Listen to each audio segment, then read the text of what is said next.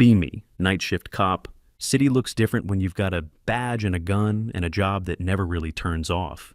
Streets quieter, but not peaceful. 3 hours in, radar chirps. Too fast, too clean. Black car on an empty midnight stretch.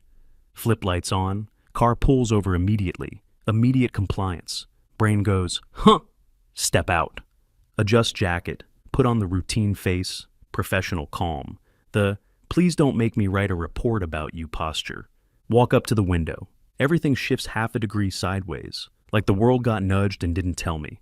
She rolls it down slow. Dark lipstick. Pale skin. Heavy eyeliner that looks deliberate, not messy. Silver rings. Black nails gripping the wheel like she's not nervous. Like she's waiting. She looks at me with this neutral expression. Not defiant, not scared. Curious. Yes? Voice low, steady, no tremble, no officer please, no OMG, sorry. Clear throat. Try to remember I'm literally on duty. Evening, ma'am? You know how fast you were going? She tilts her head. Faster than I should. No excuses, no fake innocence. Brain, that's new. License and registration. She hands them over like she's done it 1,000 times. No fumbling. Calm hands, focused eyes. Look down at the license. Jennifer Hale. Name doesn't match what my brain expected. Somehow fits perfectly anyway. Tell her she was 20 over. Ask if there's a reason. She shrugs. Bad habit. I like the road when it's empty. Look at her again. Actually look. She's not trying to charm me, not trying to intimidate me, not trying to survive the interaction. Nod once. Sit tight.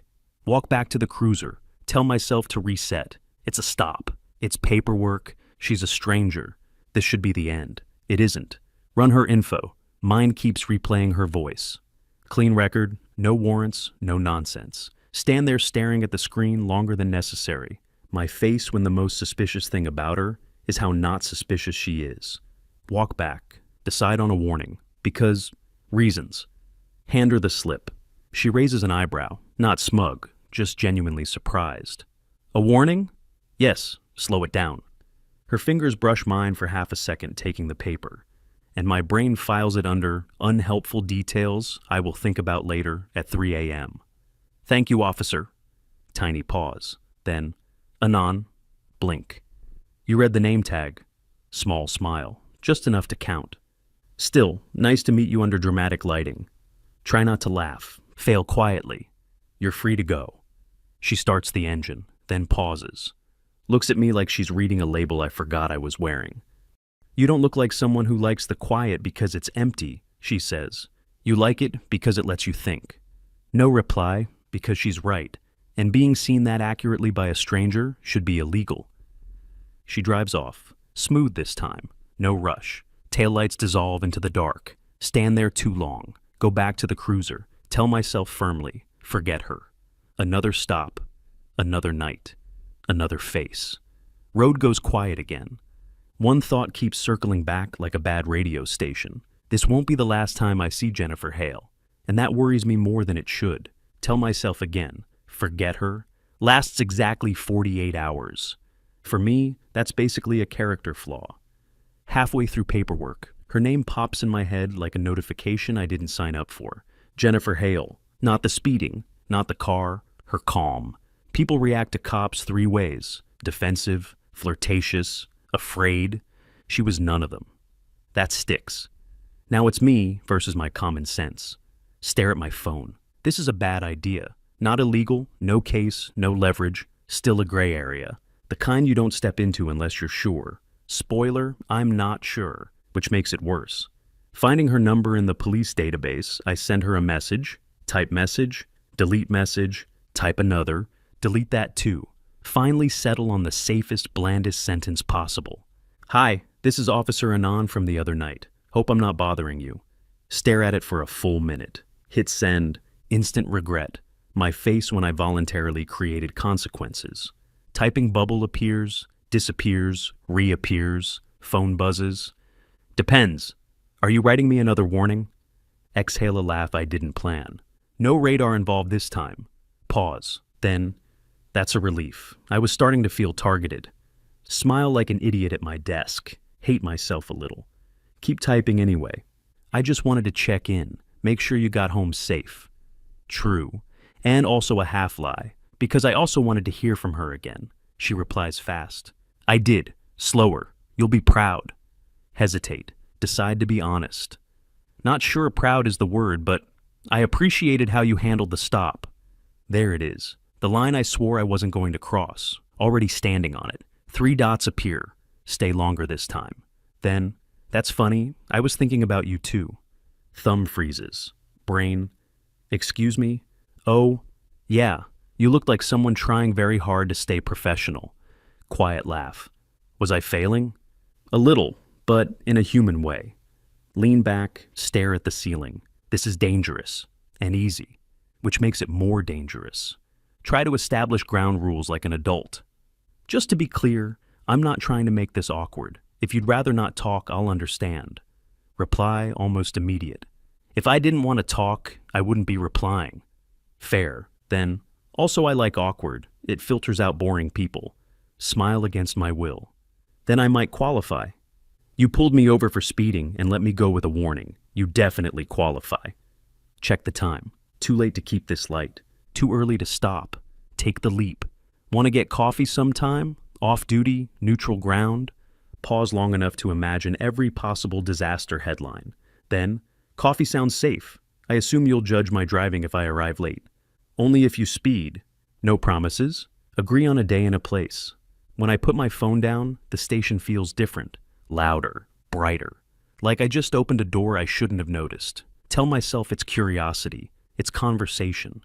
It's just 2 people who met under flashing lights. Pack up for the night. One thought sits in my chest like it owns the place. Jennifer Hale isn't a mistake. She's a question. And I'm already leaning toward the answer. Day of the coffee. Show up 10 minutes early. Not because I'm eager, because I do that when I'm nervous and lying to myself. Cafe is quiet. Wood tables, low music. The kind of place people go to read and overthink. Order black coffee. Wait. Door opens.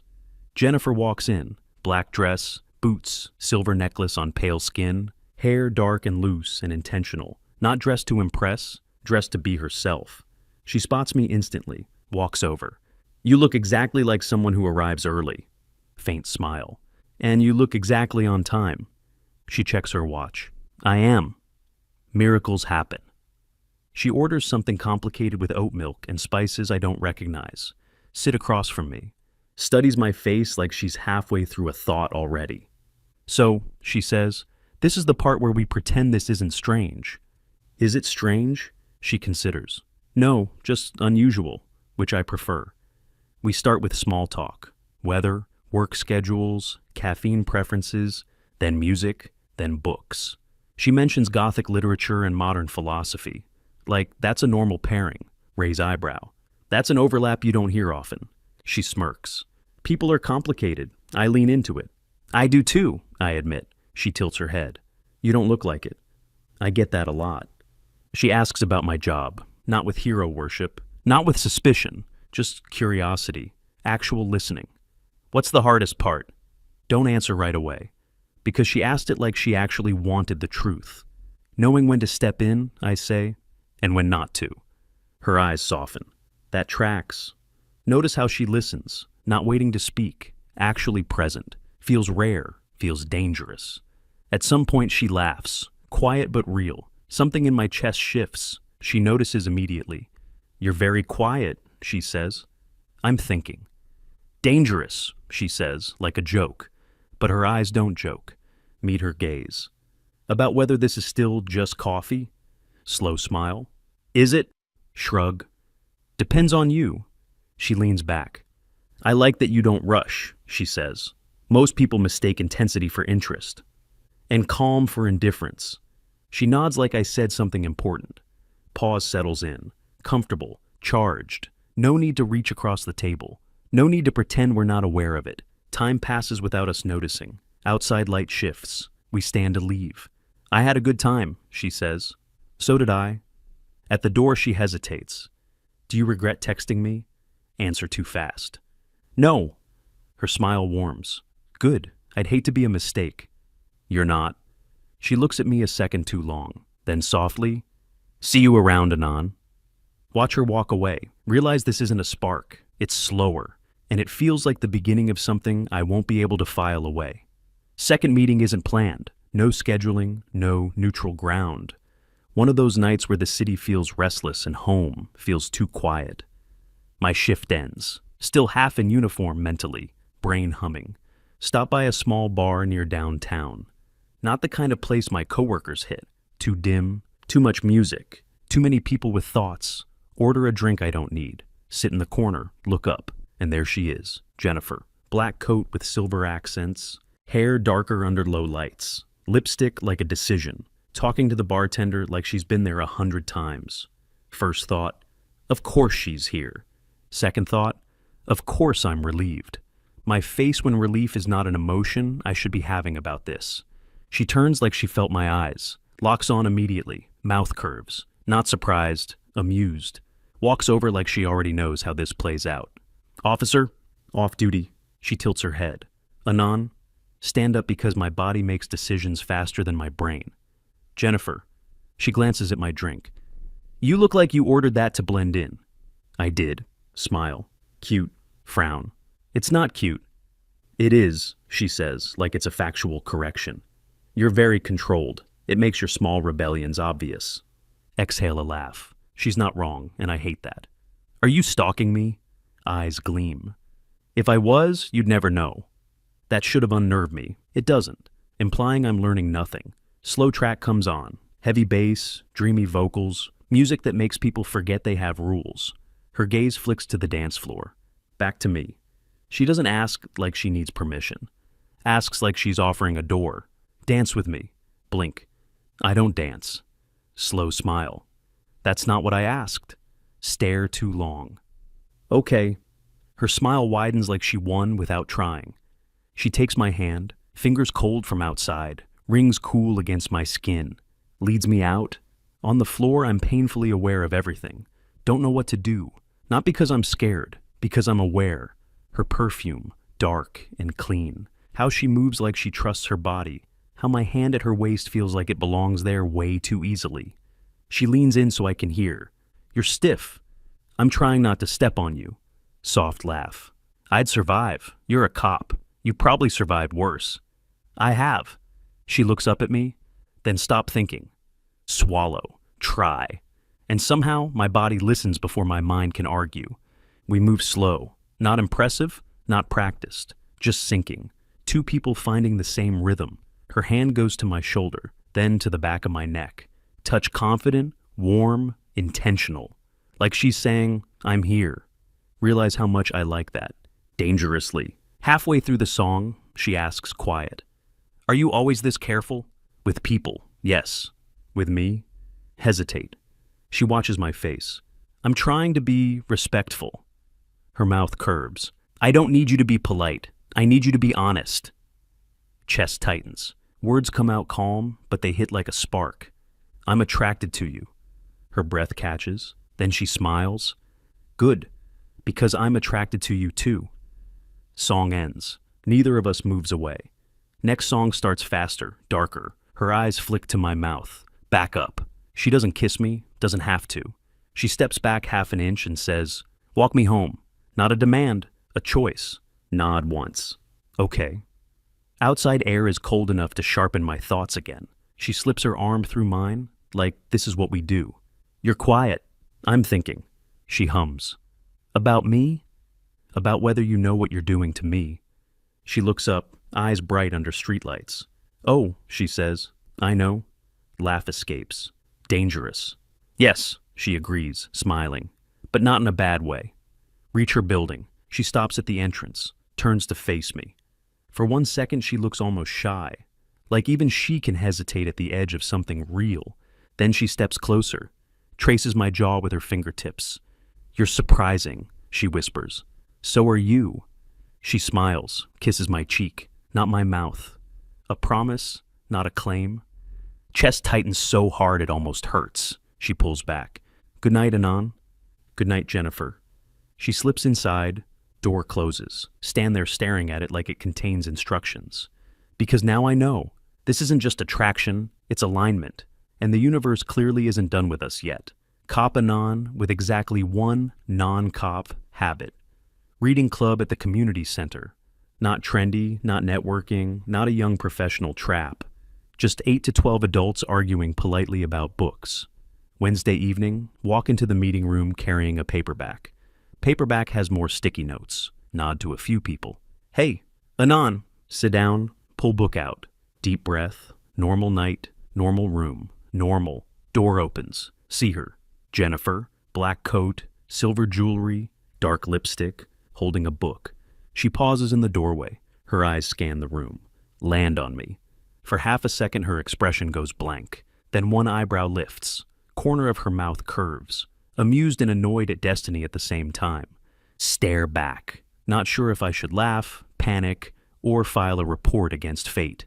Jennifer walks in, slow, calm as ever, takes an empty seat 2 chairs away from me. Older woman, leading the group, lights up. Oh, new face. Welcome. Name? Jennifer glances at me once, then back to the group. Jennifer, I'm trying to get out more. People nod politely like she just climbed Everest. Chest tightens because I know what it costs some people to say that out loud. Leader smiles. You're in the right place. Tonight we're discussing Chapter 12. Jennifer opens her book. Catch the cover. Same book as mine, same edition, same little sticky tabs, same I'm pretending this is casual level of annotation. Mouth goes dry. Statistically, this should not happen. But the universe has jokes. Discussion starts, normal voices, normal debate, people politely disagreeing like it's a sport. Then Jennifer speaks, just one sentence. I think the protagonist isn't afraid of death. They're afraid of being seen honestly. Room goes quiet. Then heads start nodding like a synchronized agreement ritual. Leader looks impressed. That's a wonderful point. Me internally, that is exactly what I underlined. Word for word, like she reached into my brain and copied it. Jennifer doesn't look at me, but the corner of her mouth twitches. Faint amusement, like she knows. Like she's waiting for my slow realization to finish loading. My turn to speak. Clear throat like I'm about to testify in court. I agree, and I think the reason they keep choosing chaos is because calm would force them to confront themselves.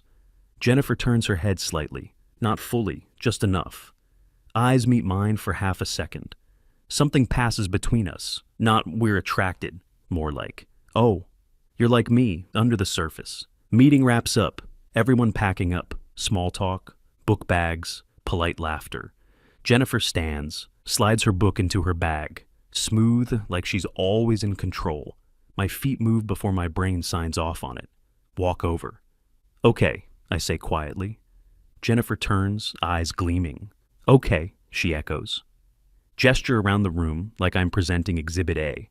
Absurdity. This is ridiculous. Jennifer nods. Statistically insulting. Stare at her for a beat. Since when are you in this club? Her mouth curves. Only just started, but I missed the last meeting. Exhale a laugh I didn't plan on. I've been coming for a year. Jennifer tilts her head like she's about to roast me gently. So, you're telling me you had a personality this whole time? Blink. I have a personality. Jennifer looks me up and down with clinical judgment. You wear neutral colors like you're trying not to be perceived. That's a tactical choice. Jennifer smiles. Sure, tactical. Shake my head, amused despite myself. So you read this kind of stuff? Jennifer shrugs. I like books that stab you gently, and then you think about it for a week. That lands. Laugh again. Didn't expect that. Jennifer watches me like that's the interesting part. You laugh like you don't do it often. Get hit with the accuracy? Maybe I don't. Her eyes soften. Maybe you should. She steps closer, just slightly. Are you going to walk me home again? Question sounds casual. Tone is not casual at all. Nod once. Yes, if you want. Jennifer's smile grows. I do. Walk out together. Outside, cold air, streetlights, that quiet city hum that makes everything feel like a scene. Jennifer glances at me. So, you like quiet rooms where people argue about feelings? Smile faintly. I like controlled environments? Jennifer hums like she's cataloging me. And you like tragic literature? I like truth. Her eyes flick to mine. You're going to be a problem, she says softly. Shrug. You started speeding. Jennifer laughs. Fair, that's on me. Reach her building. She pauses at the entrance like last time, but this time, she doesn't kiss my cheek. She looks at me, voice quieter. I didn't expect you to be like this. Like what? She gestures vaguely between us like all of it. Similar, under the surface. Chest tightens again. I didn't expect you to be in my reading club. Jennifer smiles. Neither did I, but I'm not mad. Hold her gaze. Me neither. She steps closer. Her hand brushes mine. Not an accident, she whispers. See you soon, Anon. Yeah, I say, softer than I mean to. Soon. She goes inside, leaves me standing there again. Only this time, it doesn't feel like a question. It feels like a promise. Fast forward, 6 months. 6 months can change the definition of a person. Winter settles in. Jennifer is no longer the goth girl I pulled over. Jennifer is the person whose toothbrush lives in my bathroom. The person who knows the exact moment my shoulders drop after a shift.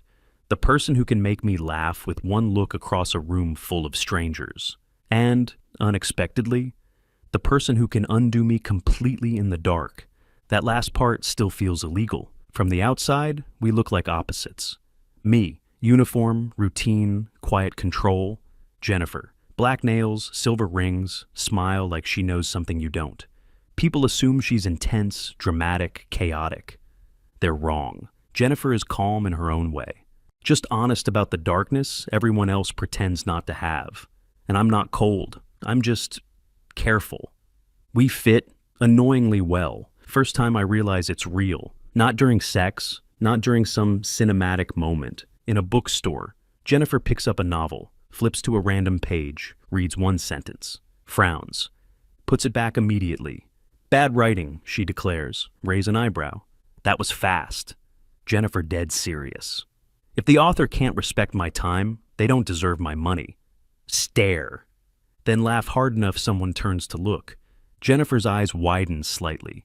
Then she smiles like she just won a bet I didn't know we made. See, she murmurs. You do laugh. I knew it. Funny part, everyone expects Jennifer to be the one with the fire. They look at her and assume she's the dangerous one. They don't see us behind closed doors. They don't see her on my couch in one of my shirts, hair messy, lips red, reading like she owns the world. Then she looks up at me and says, "Come here." And somehow I listen. First time it happened months ago, it surprised me. I assumed I'd be the one leading. I was wrong. Jennifer doesn't take control like it's a performance. She just knows what she wants, and she makes it safe for me to want things too. Turns out that's the most dangerous kind of confidence. One night, long shift, come home exhausted, not in the mood for anything. Brain is static, body is heavy. Jennifer's there, curled on my bed, reading. She looks up. You're tired, she observes. Yes. Jennifer closes the book, simple as that. Come here. I hesitate. Not because I don't want her, because I have nothing left in the tank. Jennifer's eyes soften. No pressure, just me. So I sit on the edge of the bed. Jennifer moves closer, touches my face with both hands like she's grounding me, kisses me slow, unhurried, not asking for energy I don't have, offering comfort instead. And the comfort turns into heat. Jennifer breaks the kiss, eyes half-lidded. Tell me, she murmurs, voice low. What do you want? Throat goes dry. I don't look away. I want you. Jennifer's smile is small, satisfied. Good, she whispers, because I want you too. That night is not gentle, not because it's violent, because it's intense. Afterward, we both just blink, like, where did that come from? Jennifer beside me, breathing hard, lipstick smudged, hair everywhere, staring at the ceiling like she's recalculating her worldview. I didn't know you had that in you, she whispers. Turn my head toward her. You're one to talk. Jennifer's mouth curves. I knew I had it. I didn't know you'd match it. Laugh, breathless, still half stunned. Jennifer glances at me. You're adorable when you're stunned. I'm not adorable. Jennifer touches my chest lightly like she's testing if I'm real. You're a cop. You're supposed to be terrifying. Frown. Try to recover my dignity. Jennifer smiles. And yet, she whispers, here you are, completely ruined. That sentence does something to me all over again. My face when I'm apparently vulnerable now.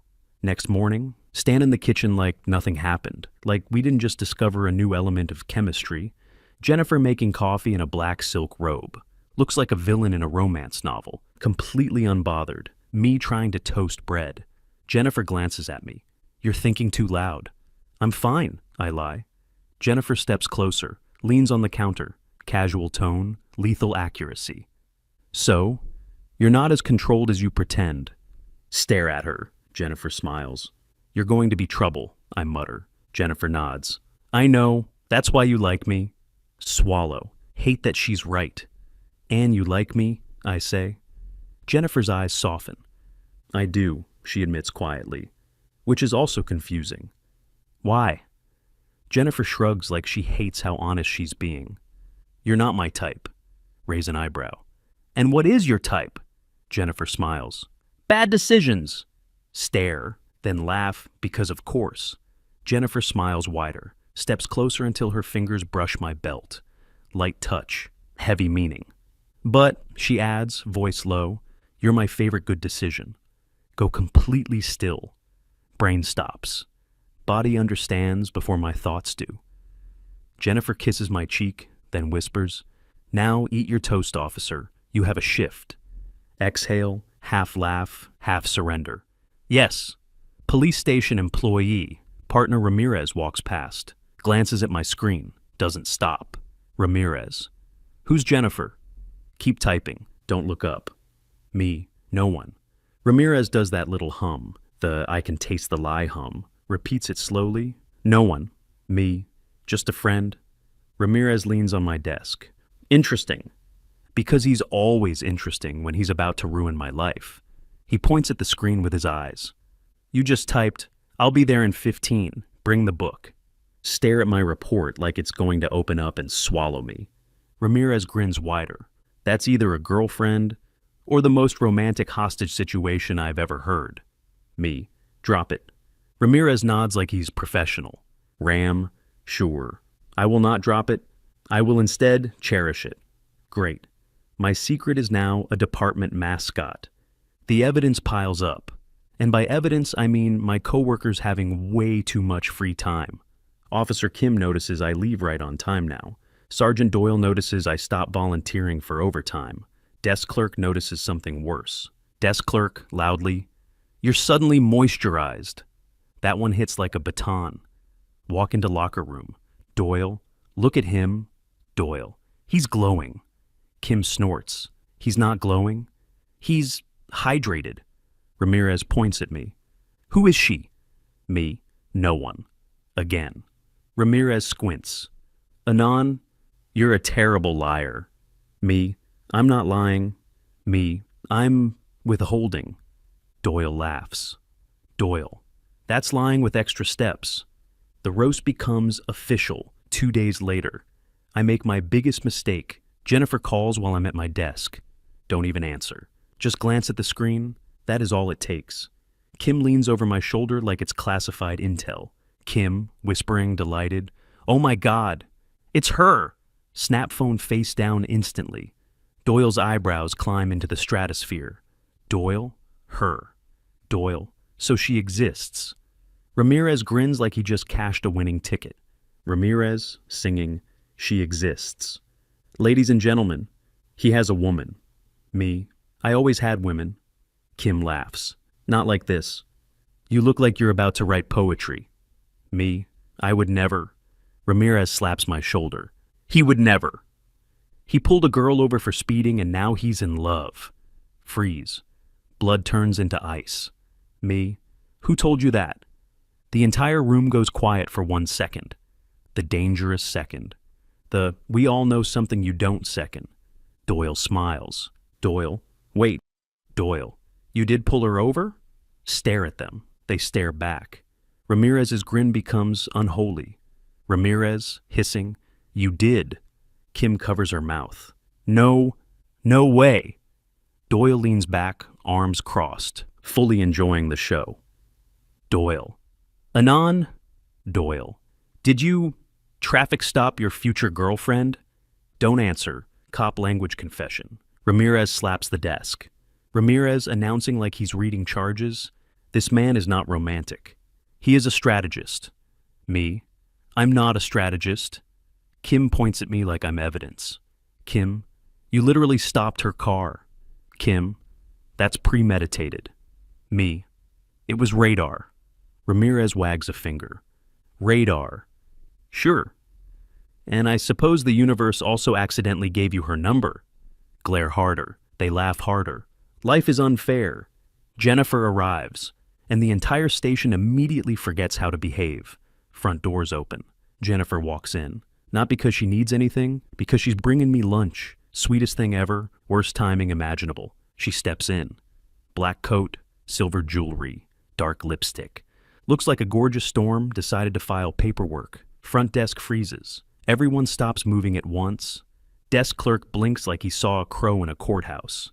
Jennifer scans the room, spots me, mouth curves slightly. Jennifer. Anon. Swallow. Me. Jennifer. Station attention snaps onto me like a spotlight. Ramirez appears at my shoulder like a summoned demon. Ramirez, whispering, "Oh!" That's her. Kim is already drifting toward the front desk, pretending she has important business. Doyle leans on the wall. Grinning like this is premium entertainment. Jennifer holds up a paper bag. I brought food. Ramirez gasps softly, like he's witnessing a miracle. Ramirez, whispering, she feeds him too. It's real. Clear throat. Try to be normal. Me, you didn't have to. Jennifer tilts her head. I wanted to. That should have been private. It is not. Desk clerk coughs loudly. Kim goes, "Aw," like she's watching a documentary about rare birds bonding. Ramirez leans toward Jennifer with fake politeness. So, you're the one who broke our boy. Jennifer looks at him, looks at me, looks back at Ramirez. Eyes gleam. Broke? Ramirez nods solemnly. He smiles now. It's disturbing. Jennifer's mouth curves. I didn't break him. I improved him. Front desk area erupts. Doyle laughs so hard he has to grab the wall. Kim points at me like I'm a meme. Oh my God. She's funny. Ramirez slaps my shoulder again. Ramirez, whispering, you're doomed. She's perfect. Try to glare at all of them. No one respects the glare. Jennifer watches my face, leans closer. Low voice only for me. Jennifer, are they always like this? Me, whispering back, yes. Me, they're feral. Jennifer smiles. Good. I like feral. Blink. Me. What? She hands me the bag, then leans in, kisses my cheek, like it's the most normal thing in the world. Station goes dead silent. Then someone whistles. Someone else makes a gagging noise. Ramirez clutches his chest like he's dying. Doyle points at me, laughing. Doyle? This man? Doyle. Pulled over his future wife. Doyle. Called it now. Jennifer blinks. I freeze. Ramirez's eyes light up like fireworks. Ramirez. Oh? Ramirez. Future wife? Jennifer looks at me. Expression barely changes, but I know her now. Tiny flicker of curiosity, interest. She doesn't look away. Clear throat. Me, deadpan. Everyone has work. Doyle waves me off. Doyle. Yeah. Doyle? Go take your Goth princess to lunch. Jennifer raises an eyebrow. Goth princess. Me. Ignore them. Jennifer smiles slowly. I won't. They're entertaining. Ramirez grins at her. Ramirez. I like her. Kim nods. Kim. Same. Kim. She's terrifying. Jennifer looks pleased. Jennifer. Thank you. Station buzzing after she leaves. I'm standing there holding a lunch bag like my life just got publicly upgraded. Ramirez claps my shoulder. Ramirez. You know what the funniest part is? Sigh. Me. What? Ramirez. You literally stopped your future girlfriend for speeding. Ramirez. And now she's the one driving you insane. Stare at the door she walked out of. And the thought stops being a joke. Starts feeling like a truth. I don't just want to date Jennifer. I want to keep her. Fast forward. Once people start calling someone your future wife, it gets in your head. Not because I'm easily influenced, because sometimes a joke is only funny because it's close to the truth. Jennifer and I aren't casual anymore. We become a routine, not the boring kind, the sacred kind. Her boots by my door, my hoodie on her shoulders, 2 bookmarks on the same chapter, lipstick mark on my coffee mug. She insists it's an accident. Sure. And the nights. The nights are not routine, still surprising, still intense, still the kind of thing that makes me stare at the ceiling afterward like, how did I end up here? With this woman, with this fire. The moment I know for real. Not during sex, not during a cinematic kiss. Of course it's something simpler. Ordinary evening, shift runs late, come home exhausted, shoulders tight, head full of city noise. Jennifer is on my couch reading, looks up the second I walk in. You're carrying the whole city again. Blink. Me. I'm fine. Automatic lie, professional reflex. Jennifer closes her book, pats the cushion next to her. Come here. I sit. She leans in, presses her forehead to my shoulder, exhales. No lecture, no questions, no fixing, just presence. Then she whispers like she doesn't want to spook the moment. Jennifer, I'm glad you came home to me. Chest tightens hard, harder than any romantic speech, because it's simple. Later, she falls asleep against me. Book still open, I stare at her face in the dim light, and the thought arrives fully formed. I'm going to marry her, not someday, not theoretically, soon, planning it. I'm a cop. I plan things for a living. But planning a proposal is a different kind of pressure. Decide to ask Ramirez for advice. Second mistake in the saga. Ramirez leans back grinning, like this is his life's purpose. Make it dramatic. Me. No. Make it public. Me. Absolutely not. Ramirez lowers his voice like he's sharing classified intel. Make it goth? Stare. Ramirez nods seriously. Candles? Ravens? Thunder. Me. Why would thunder be available? Ramirez shrugs. You're a cop. Figure it out. Kim overhears, walks by, deadpan. If you propose with a raven, she'll respect you. If you propose with a PowerPoint, she'll leave you. Sigh. Doyle walks past, slaps my shoulder. Doyle, just do it your way. She likes you because you're calm. Don't suddenly turn into a musical. Hate that it's the best advice. So I plan something simple. Jennifer's favorite place isn't a bar, isn't a club, isn't anywhere flashy. It's the reading club, small secret world. People say the truth with paper shields. I talk to the coordinator, ask if we can stay after the meeting for a minute. They think I mean I want to discuss books. I do not correct them. Ramirez wants to come as security.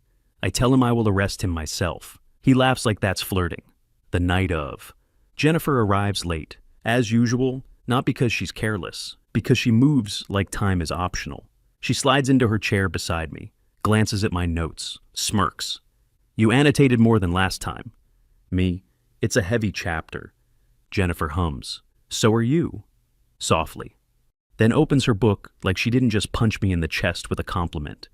Meeting goes on, debate, arguments, the usual. I barely hear any of it. All I can hear is my heartbeat, brain chanting, don't make this weird. Discussion ends. People start packing up. Coordinator smiles. Coordinator, everyone out by 9, please. Jennifer stands, book into her bag, looks at me. Jennifer, you're quiet. Me. I'm thinking? Jennifer narrows her eyes. That's never good. Me, soft. Stay. She blinks. Jennifer. Why? Swallow. Me. I asked everyone to leave early. Jennifer's eyebrows lift. And you did that because... Take her hand gently. Me. Because I wanted a minute with you. Jennifer goes still. Room empties behind us. Chairs scrape. Door finally clicks shut. Suddenly, it's just us. Quiet kind. Jennifer looks at our joined hands, then up at me, voice careful. Jennifer. Anon. If this is a speech, I'm going to bite you. Huff a quiet laugh. Me. It's not a speech. Me. It's a question. Jennifer's eyes sharpen. Air changes, like a storm deciding whether to break. The proposal. Reach into my pocket. Pull out a small box. Jennifer stares at it like it's suspicious evidence.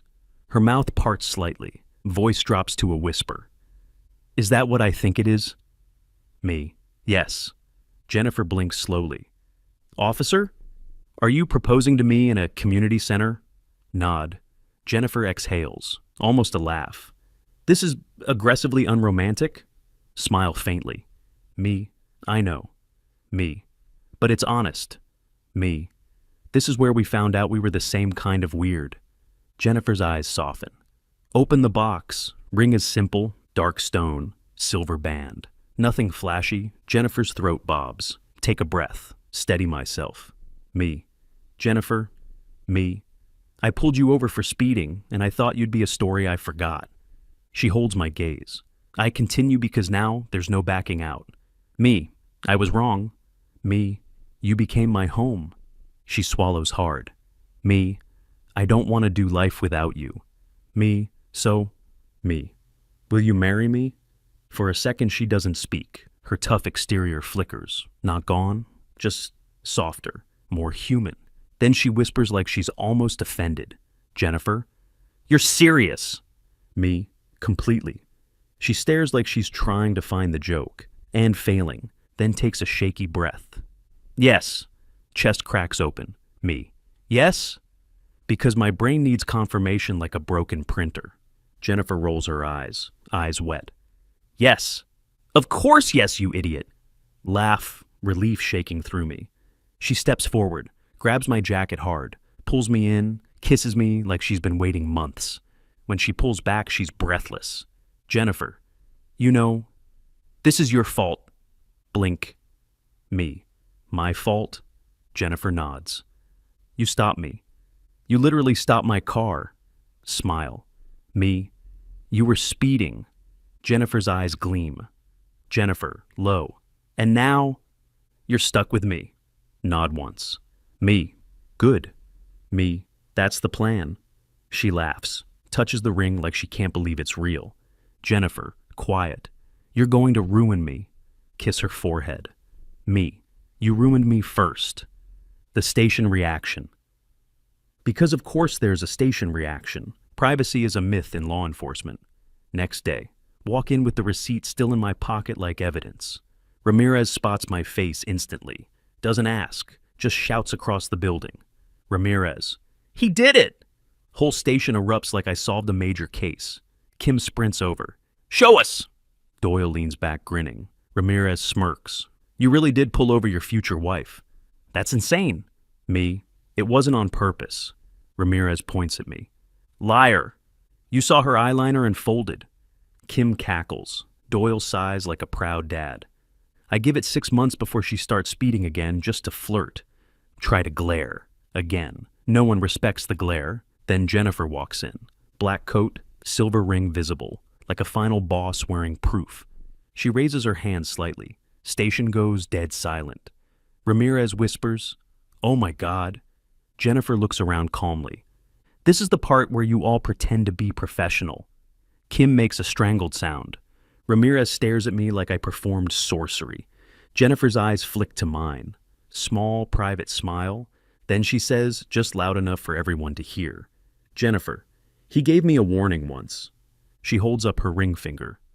And then he gave me a lifetime sentence. Station explodes. Someone whistles. Someone yells, Icon! Doyle laughs so hard he has to sit down. I stare at her, stunned, warmth flooding my chest. Me, murmur, You're enjoying this. Jennifer's eyes gleam. Jennifer, whisper, I'm a goth. Of course I'm enjoying the chaos. Exhale a laugh. Me, quiet, love you. Jennifer's gaze softens just for me. Love you too.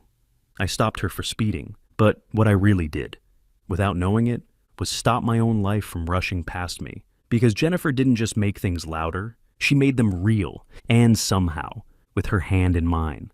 The road finally feels like it's going somewhere worth driving toward.